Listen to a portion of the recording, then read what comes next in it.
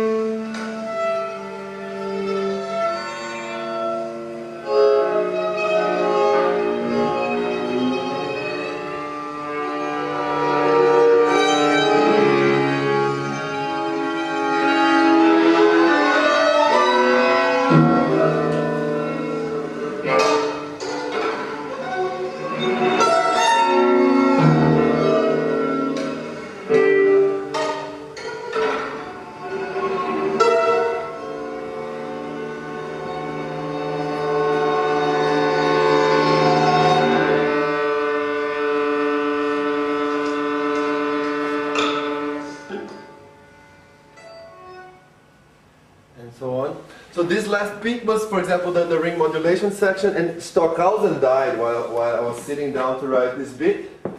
So I got the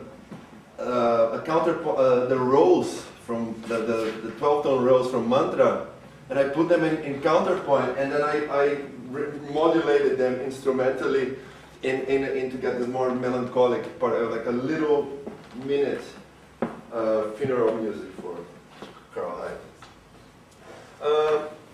So in the next piece, I decided to expand this idea of a more deconstructive approach to interpreting a pre-composed form, and also this idea of having a very carefully constructed pre-composition form in order to create difference and contrast from the very beginning of the piece.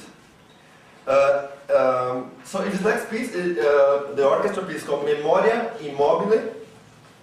My most recent piece was premiered like a month and a half ago in Donaueschingen. And the idea of the piece is memory, and how repetition can never really be perceived as such, depending on what's surrounding the experience of the familiar. So I built memory, harmonies and rhythms and timbres, specific combination of instruments, or like meta instruments, and overall characters are repeated, come in and out, and are repeated in a way that it is not always that evident. But there is a very economic piece when it comes to the amount of materials. But I think that the result is a richer thing that even almost may sound too composed at times. So it's this, I play very much with the most obvious forms of repetition, which such as just putting a repeat sign to a particular piece of music, but also repeating harmonies, repeating. Okay, so let's take it one thing at a time. So I thought to myself, what is an orchestra piece? So it's a form of elements, like an old orchestra piece, an important, a symphony, something like that. So then there's a serious first movement, then there's a dense middle movement, and more or less serious last movement, or let's say. And then I decided, well, elements, I could, in order to define just very contrasting section, let's just take the cliche of the Greek elements. So I divided the water, fire, and so forth. Then dance. I didn't want to use a classical or a Renaissance dance. So I used dance. What is a dance for me these days? So there's jazz, there is electronic dance music, rock and pop styles, and folkloric styles. These are my four dances. And then materials. Then for materials, I extracted materials from the orchestra. So woods, not woodwinds, woods, just this. Wood, metals, skins, and what else? And something else. And then, so there's these three things which I multiply by 4 in proportional, it happens 3 times, these 3-part forms throughout the piece. And then I insert composed accidents, and there are 2 kinds. One that I call tangents, which is, so in a way there's elements, and then I added a tangent, then there's dance, I added a chaconne. Chaconne is the second type of accident. And then there's a material. So that 3-part form became 5-part form, inserting 2 accidents, let us say, pre-compositional accidents. The tangents are moments where it doesn't matter where I am in the form. If I arrive at a tangent moment, I need to force myself to make an abrupt switch. And those tangents, I just came up with different types of tangents. So time machine tangent, it means that immediately I have to bring something from before, or play with time, or freeze the moment. Mirror tangents. Whatever is happening, all of a sudden we enter a mirror world that things will just, everything vertically and horizontally or diagonally as well, mirrors are forced into whatever are the materials coming from before. And so forth. There's like 7 or 8 kind of tangents. And then chaconnes are moments where all of the harmonies previously used in the piece will flash upon one's eyes again, like really, really fast. So harmonies that have been controlling minutes of harmonies will come in as grace notes or 30-second notes, just flying by at different points.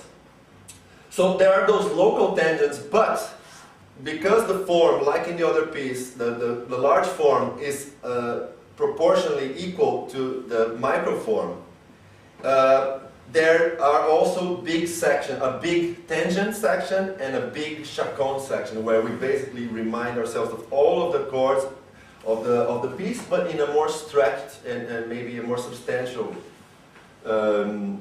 piece of music. So I found that why go to the trouble of doing all of this if we're never going to hear fire, we're never going to hear earth, we're not going to hear...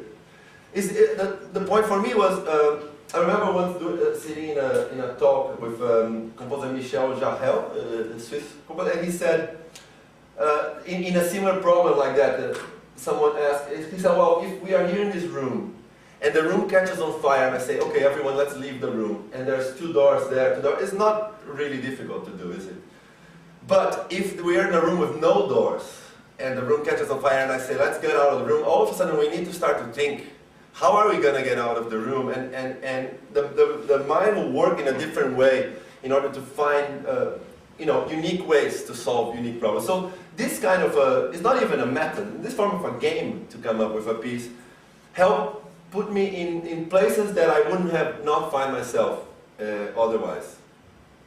So interpreting earth, what is earth for me? So I just use lots of mutes, block chords, no fluidity whatsoever, lots of friction, so con lei o tratto, noise, sandpaper, and so on. So and these just provided very, very different sections for water, like massive water gongs and fluid glissandi and things that are hard to put your hands on because it's always flowing in motion and so on. So this is the idea of why go through that.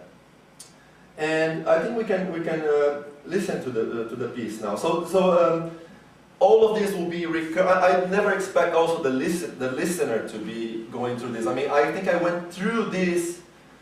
I think the result will be sufficiently coherent but also interesting in terms of how subdivided it is and how the changes happen more or less rapidly, to keep the listener interested. So the listener can pretty much just take it on the head, just like any work of art, without wondering about proportions. Why is this changing? Is this water? Or it doesn't? It has no. It's just basically a method for me to go about this in a different way.